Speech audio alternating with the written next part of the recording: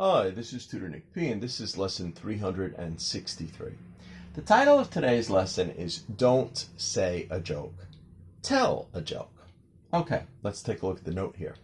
You should not use the verb say with a joke. You can use the verbs tell, make, or crack. So somebody could tell a joke, make a joke, or crack a joke. All of those are actually pretty common. I think crack sounds the funniest, but actually tell and make is probably more common. Okay, let's continue. You can say a line in a joke. That would be okay. For example, you could say the punchline in a joke. Somebody could say the punchline. Okay, good. All right, and let's look at some examples here. Of course, with the X, this is wrong. So this is where a student might make a mistake. If the student said, he said a good joke. Now, you shouldn't say he said a good joke. You should say he told a good joke. Of course, all of these with the checks, these are correct. He made a good joke. That's fine. He cracked a good joke. Yeah, any of those are okay.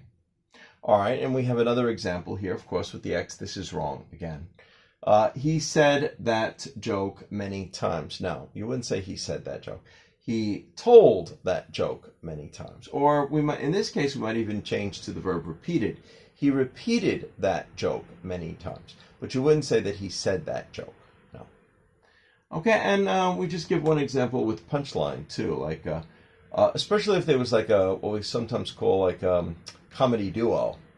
There's two comedians, two stand-up comedians telling jokes at the same time. Somebody might ask this question: which comedian is going to say the punchline in this case?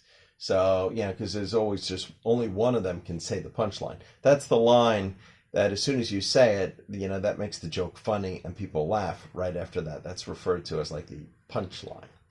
Okay, anyway, I hope you got it. I hope it's clear. Thank you for your time. Bye-bye.